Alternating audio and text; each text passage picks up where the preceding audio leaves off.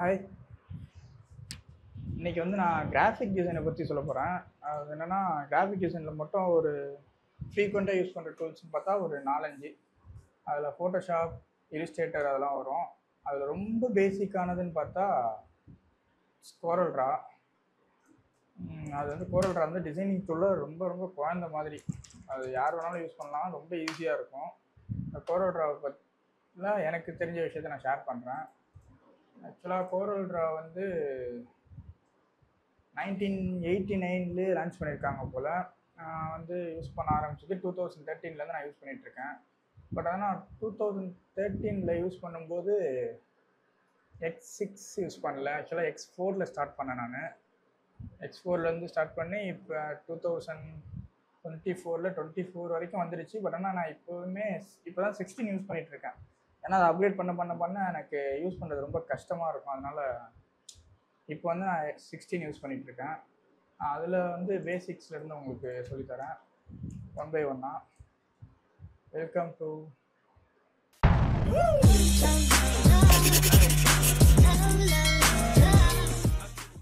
கோரல் Draw. ஆக்சுவலாக home page இப்படி தான் வரும், இந்த மாதிரி தான் வரும். இது என்னென்னா குயிக்காக போயிடுறேன். இப்போ நீங்கள் எதனா ஃபைல்ஸ் ஓப்பன் பண்ணியிருந்தீங்கன்னா ஆக்சுவலாக அது எல்லாமே இதில் ஷோ ஆகும். இல்லை புதுசாக ஓப்பன் பண்ண போகிறீங்கன்னா இது நம்ம புதுசாக ஆகணும்னா நியூ பிளாக் டாக்குமெண்ட் அதில் போகும். ஓகேங்களா, நான் ஒரு போர்ஷனாக வரேன். இதுதான் இப்போ பேஜ் செட்டப். இந்த ஃபுல் சைஸ் தான் பேஜ் செட்டப்பு. இதில் வந்து நம்ம பேஜஸ் சேஞ்ச் பண்ணிக்கலாம். A4, A3 ஆர் A5 எது வேணாலும் சேஞ்ச் பண்ணிக்கலாம். இல்லை கஸ்டம் சைஸ் வைக்கணும்னா நம்ம இதில் மாற்றிக்கலாம். இது வந்து இது போர்ட்ரேட்டாக லேண்ட்ஸ்கேப்பாக இப்போ நீங்கள் இந்த மாதிரி சைஸ் வச்சுக்கோங்க. எனக்கு லேண்ட்ஸ்கேப்பில் வேணும்னு நினைக்கிறீங்கன்னா அப்படியே இதை மாற்றினாலே போதும். இப்போ வந்து இது வந்து பேஜஸ். இது இப்போ நீங்கள் ஒரு 10 பேஜ் ஓப்பன் பண்ணுறீங்கன்னு வைங்களேன். இந்த 10 பேஜ் இருக்குங்களா, இப்போ இந்த ஃபஸ்ட் ஒன் கிளிக் பண்ணியிருந்தீங்கன்னா எல்லா பேஜுமே இந்த செட்டிங்கில் தான் இருக்கும்.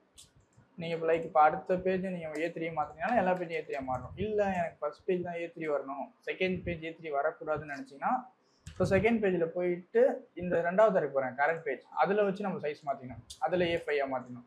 ஸோ இப்போ ஃபஸ்ட் பேஜ் நம்மளுக்கு A3 இருக்கும், செகண்ட் பேஜ் A5 இருக்கும். ஓகேங்களா, இது வந்து சைஸஸ் இன்ச்சஸில் நீங்கள் ஒர்க் பண்ண போகிறீங்களா, எம்எம்மில் ஒர்க் பண்ண போகிறீங்களா, பிக்சல்ஸா இல்லை ஃபீட்டா. ஆக்சுவலாக ஃபீட்லாம் வந்து பேனர்களில் தான் யூஸ் பண்ணுவாங்க. மோஸ்ட்டாக டிசைன் பண்ணுறவங்க இன்ச்சஸ் யூஸ் பண்ணுவாங்க. அப்படி இல்லைன்னா ஒரு 90% பேர் வந்து மில்லிமீட்டர்ஸ் தான் யூஸ் பண்ணுவாங்க. இப்போ கோரல் ட்ரா யூஸ் பண்ணுறது உங்களுக்கு என்ன பெனிஃபிட்னா, நீங்கள் இப்போ சின்ன சின்ன டிடிபி சென்டர் எங்கே போனாலுமே கோரல் ட்ராவை தான் மோஸ்ட்டாக யூஸ் பண்ணுவாங்க. இதில் தான் பிரிண்ட் கொடுப்பாங்க. ஸோ சின்ன சின்ன கடையிலாம் நீங்கள் போய் ஜாப் எதனா வேகன்சி ட்ரை பண்ணுறீங்கன்னா கோரல் ட்ரா தெரிஞ்சுன்னா கண்டிப்பாக எடுத்துப்பாங்க.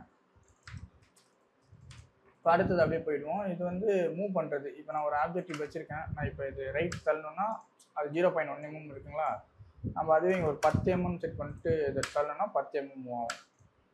ஓகேங்களா, அதுக்கப்புறம் இது வந்து நியூ பேஜ் ஒர்க் பண்ணுறது. இது வந்து ஃபைல்ஸ் ஓப்பன் பண்ணுறது. ஆக்சுவலாக இது வந்து ஃபைல்ஸ் ஓப்பன் பண்ணுறது.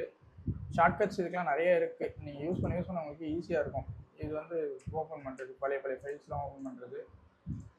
தென் இது வந்து சேவ் பண்ணுறது. ஆஸ் யூஷுவல் வந்து Ctrl+S தான் சேவ் பண்ணுறது. எல்லாத்துலேயுமே வர மாதிரி இதுலேயும் Ctrl+S தான்.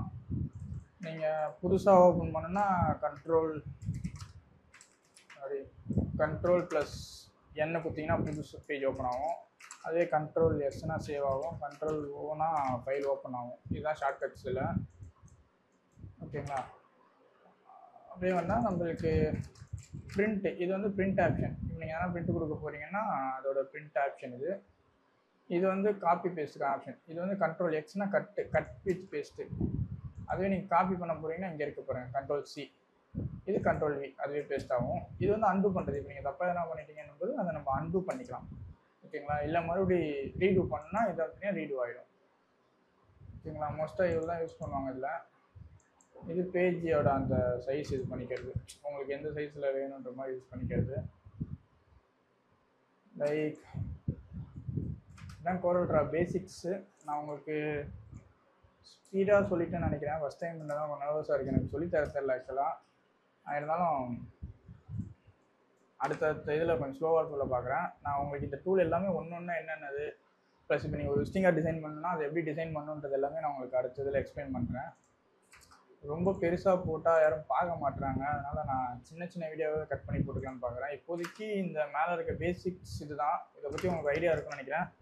இதில் எதனா உங்களுக்கு டவுட்னா கண்டிப்பாக மெசேஜ் பண்ணுங்கள், நான் ரிப்ளை பண்ணுறேன். ஒரு எனக்கு தெரிஞ்ச எக்ஸ்பீரியன்ஸை நான் எல்லாருக்கும் ஷேர் பண்ணுறேன். அடுத்த வீடியோவில் நான் உங்களுக்கு இந்த டூல்ஸ் பற்றி எல்லாத்தையும் சொல்கிறேன். நெக்ஸ்ட் வீடியோவில் நான் உங்களுக்கு இப்போ ஃபர்தராக ஒரு விசிட்டிங் கார்டு எப்படி டிசைன் பண்ணணும், இல்லை ப்ரௌசர்ஸ் எப்படி டிசைன் பண்ணுறாங்கன்றது எல்லாமே காமிக்கிறேன். நான் ஒர்க் பண்ண ஃபைலிஸ் கூட உங்களுக்கு எடுத்து காமிக்கிறேன். தேங்க்யூ ஸோ மச் ஃபார் வாட்சிங்.